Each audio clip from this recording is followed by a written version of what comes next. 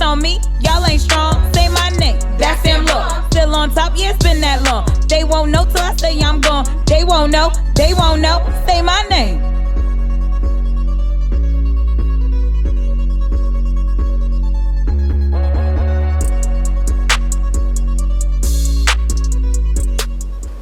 Hey everyone, and welcome to the That Sam Law Show.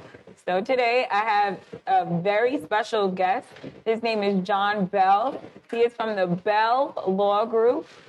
Jon, tell us a little bit about yourself. Well, first of all, thanks for having me on.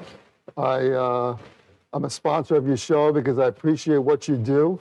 I've watched a few episodes, and the type of law that I practice lends well to what you advocate for, and that's helping communities, trying to make things better, especially with here in Long Island, and that's why I practice law here. So I'm born and raised in Long Island. I was born in Belmore, stayed in New York, went to school at SUNY Albany, then went to Brooklyn Law School, and decided to open my own shop. I went to night school, so I worked at a law firm throughout the day, and after a very quick period of time working for someone else, I decided I never wanted to work for anybody ever again.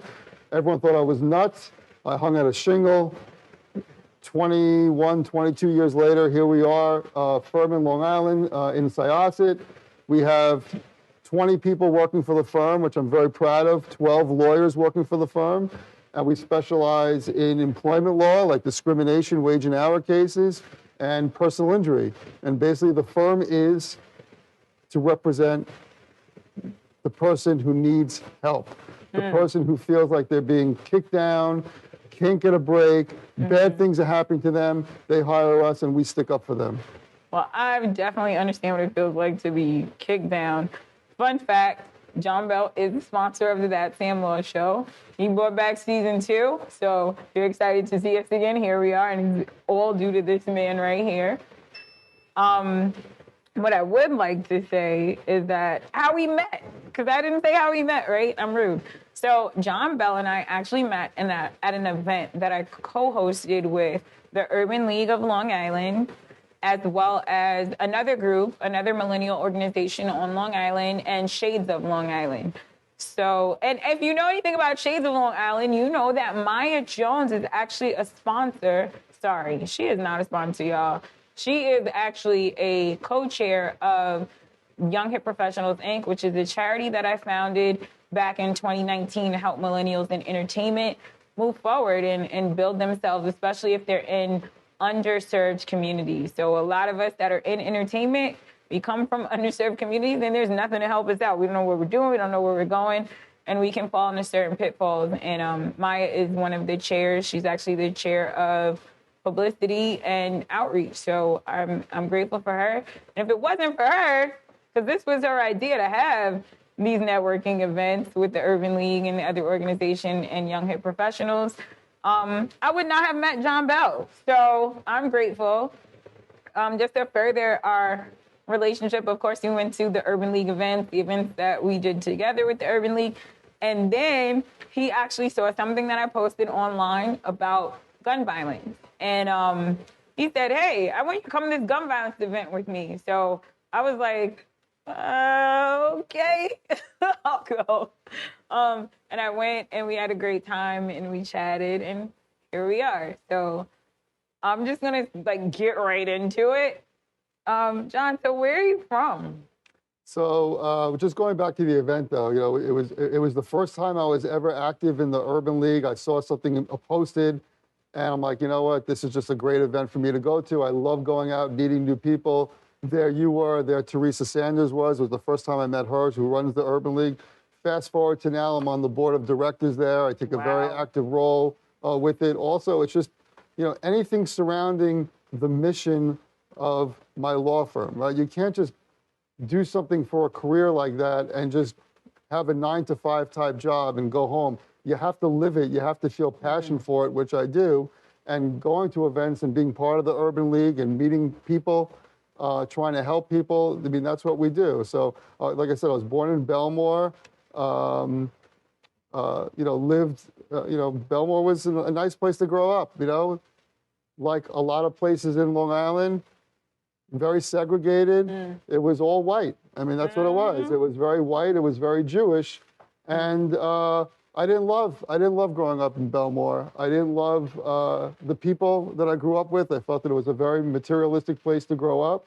I wasn't a happy kid in that regard.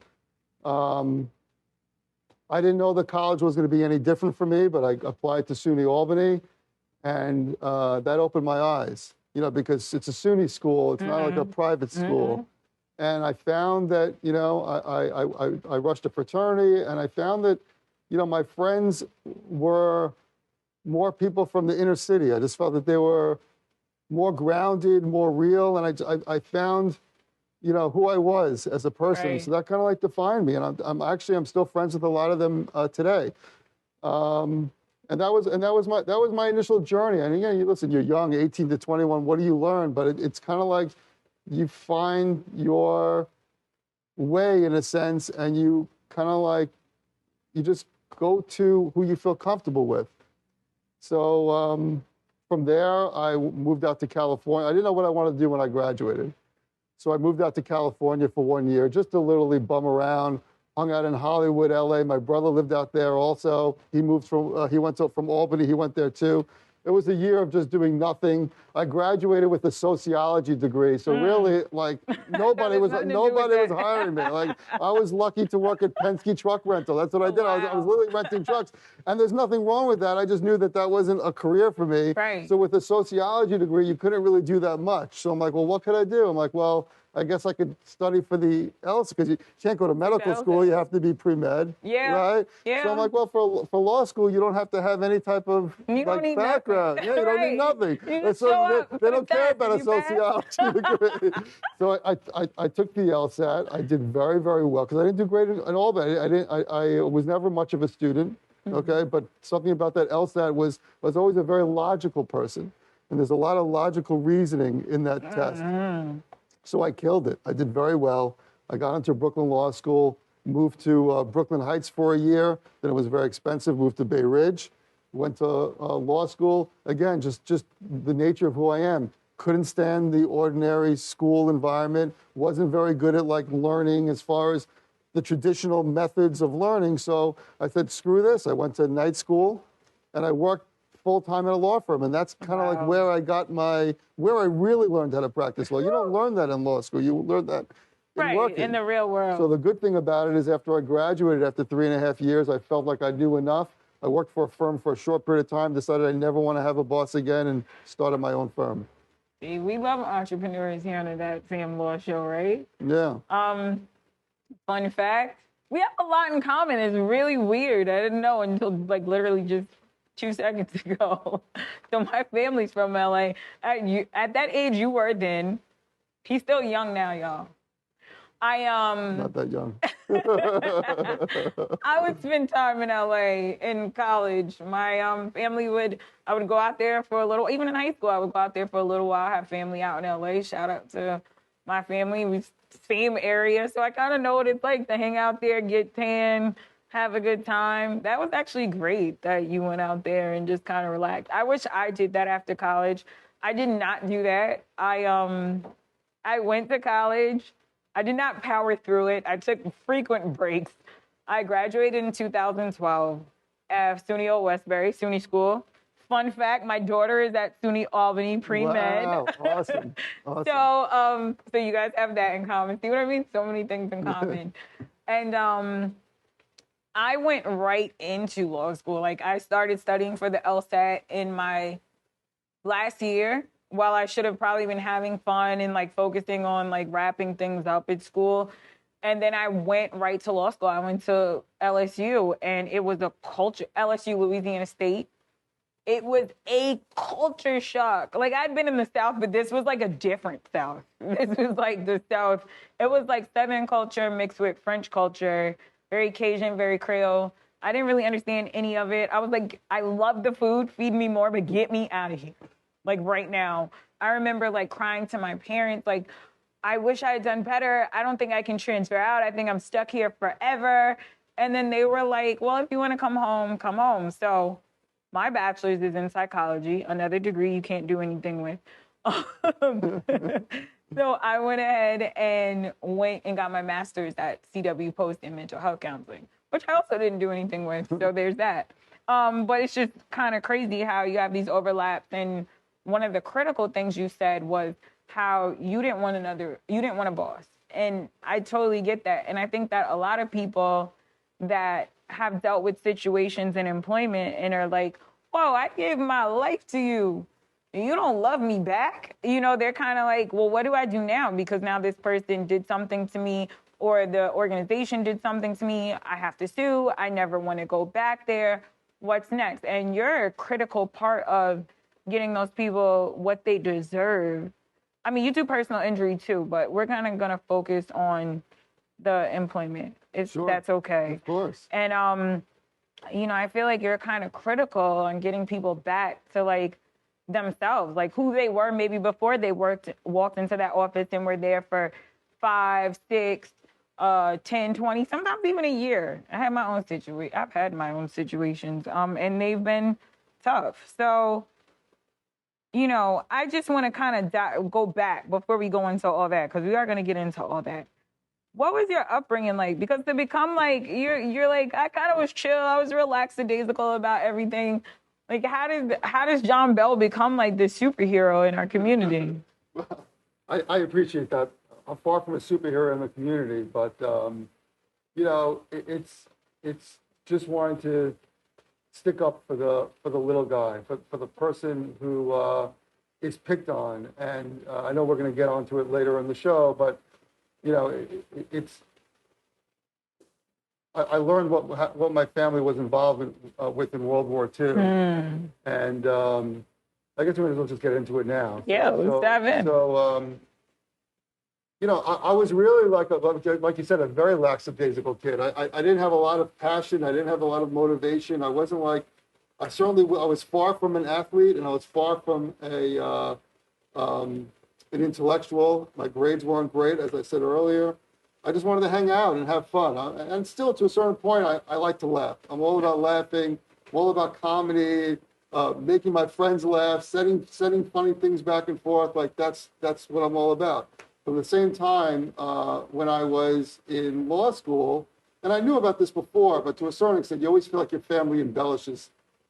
Oh yeah, stories. Yeah, definitely. So when I was in law school, a book came out called Defiance, and I read the book from cover to cover, and it was about these 4 brothers named Bielski, and they had a different upbringing than a lot of the Jews had. They actually lived on a farm, and at that time, a lot of the Jews lived in the cities and were doctors and lawyers, but they were farm boys. That's how they grew up. It was actually in total 10 boys and 2 girls, but the story focuses around 4 brothers. Okay. And when World War II broke out, because they grew up on this farm that kind of neighbored the forest, they knew the forest very well. Mm-hmm. And when all the Jews were being put into concentration camps, my family, especially these 4 brothers, decided, you know what, we're not going to concentration camps. They were tough Jews, and that's really where I get my motivation from. That's really where I feel there's some solidarity between me and the Bielski brothers. Mm-hmm. So they went into the forest, and they decided that they were going to fight the Nazis. They were going to fight the Germans. They weren't just going to get pushed into the concentration camp. Now, these are farmers. Now, there's a lot of other Jews that decided to do this, but the difference between these 4 brothers and the other individuals is the 4 brothers came to realize that, you know what, it's more important to save Jews than it is to kill Nazis. So there's other partisan groups. If you weren't a young male, they wouldn't accept you into the group, especially if you didn't have guns. These 4 brothers decided together, I don't care if you're sick, if you're old, if you're young, if you're a child, if you're a female, we are going to accept you, and we're going to build a community in the woods, in the forest. And it was a very unique situation. Obviously, the war went on for years. There was freezing winters. They were always hunted. They would build this whole community in the woods, and then they'd have to destroy it and move again. But at the end of the war, there were 1,200 Jews that walked out of this farm. They hid 1,200 Jews. 1,200? Now, if you're not an avid reader, the movie came out called Defiance. Daniel Craig is in it, Liev Schreiber. They both play two of the Belsky brothers. Wow. Now, my tie into the story is that these four brothers are my grandfather's brothers. Jeez. So my name, my grandfather, when he came to the United States before the war broke out, he was a Belsky, and he came and he changed his last name to Bell, which is my name. But these heroes were at my bar mitzvah. I was at their house. One of them is actually still alive today. He's like 95 years old. Wow. He was the youngest one. But anyone listening who might be interested, rent the movie Defiance, which you still haven't watched. It's a fantastic He called me out, y'all.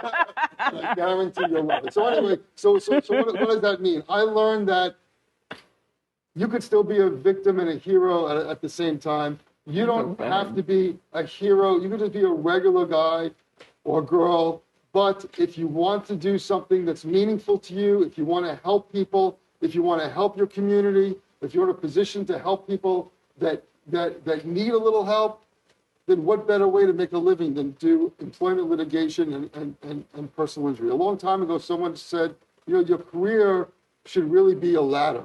It should really be a ladder. If there's someone that's behind you, you want to help them up, and don't be afraid to reach up your hand for the person ahead of you to reach that. It's very meaningful to me. That is meaningful. Wow. So that kind of was my question, was what is it like being from a historically famous family? So you told us about the Belsky brothers, and you told us about Defiance. Everyone go see it. You know what? We're going to make a pact. We're all going to watch Defiance, and then we're going to leave comments about it in the chat. Because, that makes the most sense. So I'm going to watch it, and I'm going to make my mom watch it with me. I promise you. Wait, I think she's seen it already. It's got Daniel Craig in it. And Liev Schreiber. They're both good-looking guys. She's probably seen it. It's about persecution of a group. Right. It's about persecution of just the way that you're born. You're born into a certain religion, and they're going after you because of that. And, there's always that stigmatism that Jews, they were weak, and they went into the gas chambers and they didn't fight. That's not true. There are plenty of fighters. There are people who stood their ground, and that's why I'm very proud that same blood that's pumping through them is pumping through me. Ooh.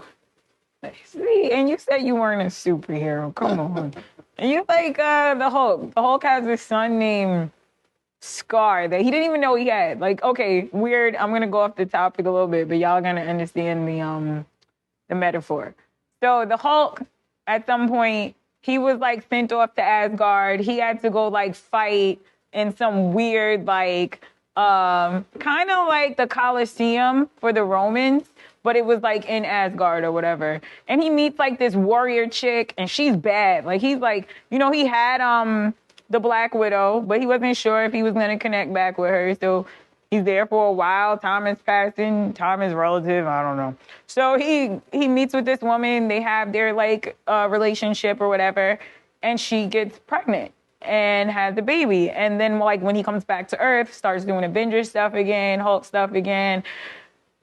She has the baby, and some group, I don't remember the name of the group, comes and kills her.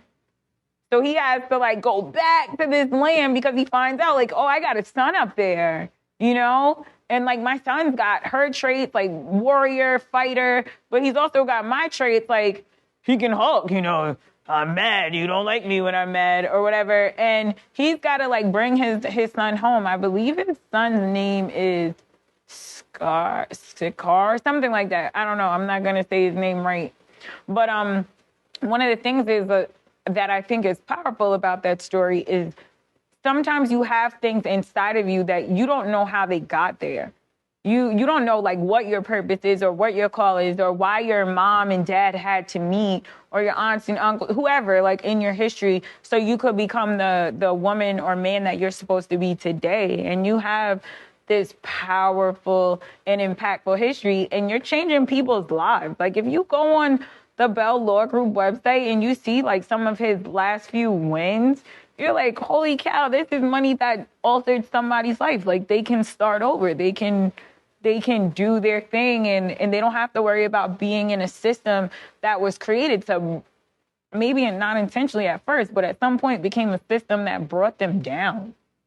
You know, and I don't know, you might not want the superhero title, but we're giving it to you anyway. Hey everyone, it's your host Sam Law of the That Sam Law Show, and we just want to say thank you to one of our sponsors, Designs by Dr. G, owned by Dr. G. Dr. G, tell us a little bit about your brand. Hey, thanks, Sam. Designs by Dr. G is a lifestyle sustainability brand that features organic and sustainable, renewable product.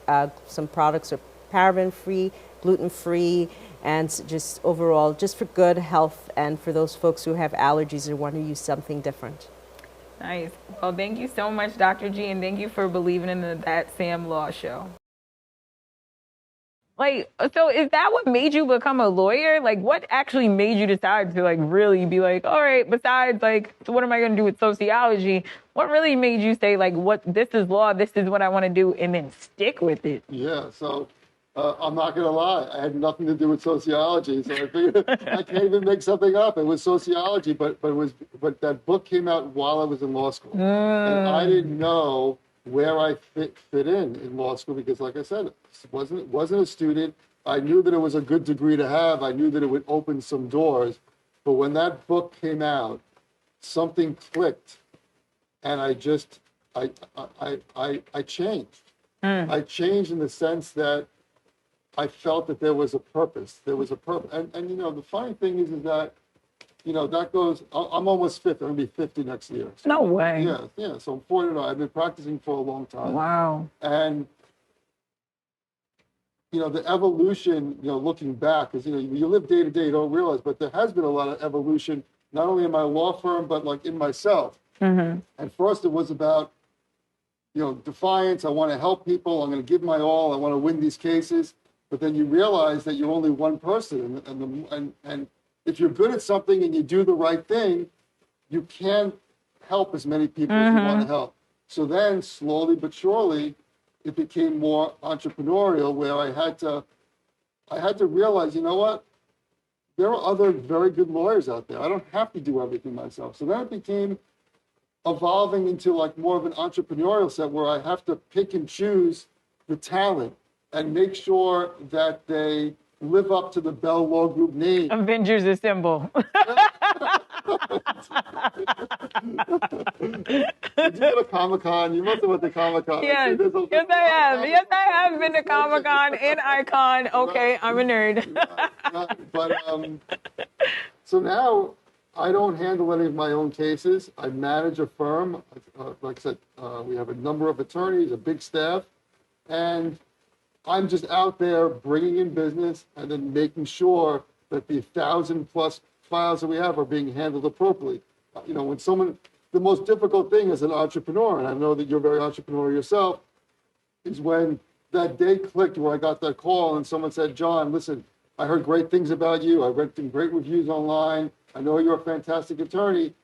If you don't take on my case yourself, I'm going to go somewhere else. And old me would have said, okay, let's take on the case. But I knew I was hurting the firm because I have to run this whole operation. The pivotal part of my career is when I learned to say, I'm sorry, I can't take your case, and I'll help you find another lawyer. And saying no really catapulted my firm and my career, and understanding where at first it was learning the law. I mean, I was self-taught, learning the law, doing depositions, doing trials. And then one day just coming to the conclusion of, okay, that was the old me, and now I need to evolve into something else. And then all my reading became more entrepreneurial books. All my podcasts became, entrepreneurs giving advice. And now I'm really learning more, and I still learn as to how to run a business versus just do the law practice. But the standard is still there. Take care of your clients, do a good job, be honest. My firm, we're ridiculously honest. We play the long game. We're not looking for a short profit. we get maybe 15 calls a day of people that want us to represent them. We'll take maybe one of those cases. And we don't hang up on the other 14 people. We explain to them, we give them knowledge, saying, listen, this is why you don't have a case, or this is why it's premature, or this is why it's going to fail, because I don't want you then to call the next attorney who all he cares about is charging you a retainer fee, just wants to make a few dollars, and then you're going to lose your case. So we try to really spend time with everyone who calls and provide them with knowledge as to what, there's what happens and what you can prove. Discrimination cases aren't easy. Right? They're mostly proof through circumstantial evidence. You got to take a fact from here, a fact from here, or a fact from here, and put them together, and there has to be a presumption of discrimination. Unless you're dealing with... It's like a Van Gogh painting almost. It's very complicated. You got to know the right questions to ask. Right. Once in a while, you get that direct evidence case where usually it's in the form of a sexual harassment case where someone's sending, texts and voicemails and pictures, and then it's like, okay, this case is a black and white, very easy type case. But usually it's not that way. It starts with a hunch. I feel like I'm being treated differently because of my race, or my religion, or my gender, or my disability, or, I asked for an accommodation, they said no, but I'm pretty sure they could give us it's a hunch. And then the lawyer who knows what he's doing have to go in there and get the facts to prove the case. Right. I feel like, too, it's a lot of people don't know, like, the laws of their land. Like, it's important. Like, people, what do they say about ignorance? What's the fraction of the law? Does anyone know? Because I don't. But it's like some sort of, what is it? 3/5. No, that's the wrong. 3/5 is the wrong one. Like it's a fraction of the law, like not knowing it. But if you know the law, like it can protect you. Like you could be like, okay, fun fact. There's a law in New York State right now, and if I'm off on this, please correct me. Where if you're a salaried employee and you don't hold certain roles within your company and do certain things, like you're supposed to get paid a certain amount. And there's another one, if like you do a lot of labor, you're supposed to get paid weekly, not bi-weekly. And people don't know that. And they're still on a bi-weekly check. And they probably need their money every week instead of waiting 2 weeks. Like those things are things that people don't know. And the fact that you're willing to inform, like the client isn't, or potential client, they're not walking away with nothing. They're walking away with something. They're walking away with, maybe they do have to put up with it for a little while longer if they weren't let go or they didn't walk away, of documenting, like keeping good notes. That's critical because that's like your evidence. Like you said, you're putting this here, you're putting this here, you're making this picture. It's not always easy. Yeah, just to follow up on that point, I mean, there's New York labor laws, right? There's state laws, and then there's city laws, and then there's federal laws. So there's a lot of laws. Some of them are a little bit contradictory, but you have to know them all. And kind of like what you were saying, one of the biggest violators of laws are lawyers. Lawyers sometimes pay their secretaries or even a paralegal, they'll put them on a flat fee salary, expect them to work 12 hours a day. Meanwhile, if you look at their actual job duties and functions, they should be hourly, and they should be making time and a half over 40 hours. Wow. And it's not just the law field, but I just can't believe when I get those calls. I'm like, this person's a lawyer, and yeah, maybe they practice something else, but they didn't think to ask an employment attorney what's the proper way to pay people. There's constant violations out there. A lot of employers think if I pay them a salary, I can work them as long as I want, and that's usually not the case. There are some exceptions, but it's usually not the case. Right. Like a highly qualified person, it might be like if they're a lawyer, actually, they might be able to work. Oh, you might be able to work them to death. Yeah. But the average, the regular of us, most likely might not be the case. So right. I have 2 questions I'm going to ask you, and then we're going to wrap up. Actually 3, but we're going to do this real quick.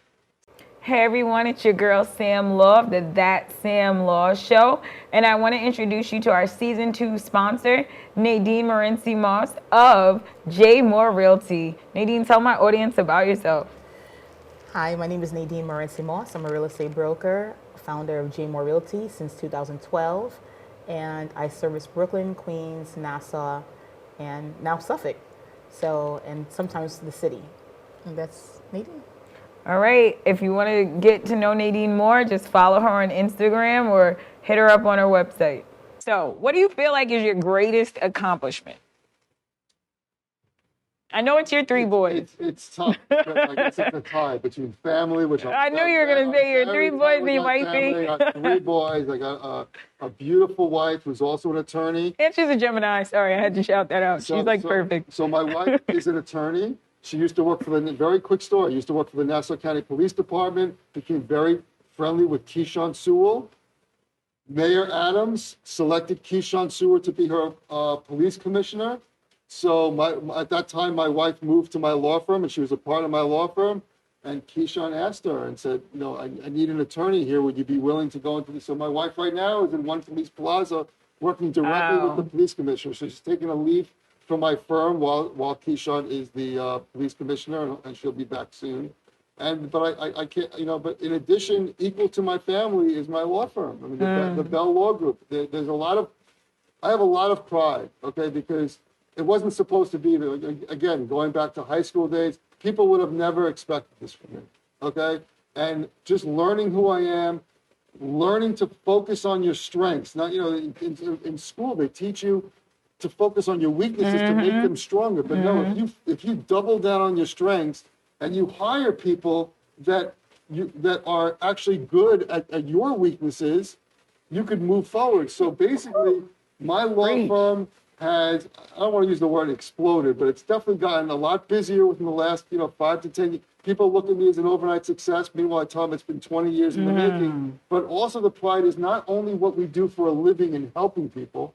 People during the worst moments of their lives come to me, and they take solace to know that we're fighting for them and we're going to be successful for them. But it's not only that, it's the fact that I have 20 people in my firm, and most of them have families and kids, and they rely on the Bell Law Group to support themselves and their family. It means more to me than I could imagine. It really does. That's beautiful. Well, the Sam Law Show relies on you too. And we are blessed and grateful to have you. You said you answered my second to last question, so I'm going to jump into the final question. It's a fun one. We always ask a fun question at the end of the show. And it's, if you weren't a lawyer, what would you be? That's a tough one. And I could tell you definitely entrepreneurial. I'm not very good at taking direction and having a boss. Probably would have to do something with classic cars, but maybe like customizing them, resto-mod type cars. Okay. Because I love the way they look. I've had a number of classic cars, but if you could throw in some new technology in there, that would be a home run. We'd be outside. So that's probably where I would go. I did not expect that answer at all. I don't think anyone did. Wow. Okay, what's your favorite car? Like classic car? So right now I have a 69 Corvette, convertible, Fathom Green, stick shift, of course. You can't get that car automatic or else it doesn't count. And so, I mean, it's tough to pick favorites, but right now, that's your baby right now? Okay. I'm having a good time with it. Wow. Jon Bell. I can't wait to see that car. I just want to thank you for being here with us. Thank you for sponsoring the show and continuing our mission. We appreciate you. I should have brought you flowers, but I'm going to give you verbal flowers. We really appreciate you. We appreciate everything you do. We appreciate you in the communities of color that you support and that you see us, you hear us. As women, you see us. There's so many of us that feel left out, unheard, and just kind of like stepped on. And you're not one of those people. You see us, you hear us, you value us, and you amplify our voices. And we appreciate you. I appreciate you. I know our management team, 726, appreciates you. And however we can help you just further your mission and vice versa, we're here. And we're going to stand here. I'm glad that I know you. I say that from the bottom of my heart. I'm really glad to know you. It's been a blessing. It's been a prayer answered. It really has been. So with that, where can everyone find you if they need your legal services?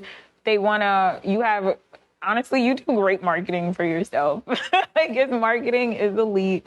So if they want to, chat with you or meet you in the community or find out more about your legal services, how can they find you? Before I plug myself, I can't not say anything about yours. Your show is awesome. Thank you. Which is why I sponsor it. I've watched episodes. I think you get very important and very relevant information out to the community. Thank you. So please keep doing what you're doing. And I'm looking forward to following your career. You're very young. You have a long way to go. And that's one thing that I've learned. It's unbelievable what, people look at year to year and they get upset with themselves because they try to do too much in a year. But it's amazing what you could do in a decade. Woo! And I'm so excited That's to a see what fact. you're going to do in the next decade. And you're still Thank going to be you. young. Thank you. But yeah, so the firm is belllg.com. That's the website, belllg.com. 855 Jon Bell is the vanity number. Okay. And I'm always around. Just hit You're me on Instagram too, right? up. Instagram. I'm on Facebook. I'm on TikTok. Oh, you're on TikTok? Oh, I'm about to follow We're you. trying to get more on it, but that's what we're doing. We have a YouTube channel. Listen, we're going to help him with his TikTok, y'all. We're all about TikTok over here. Thank you so much, Jon Bell. Thank you, everyone, for tuning into the That Sam Law Show.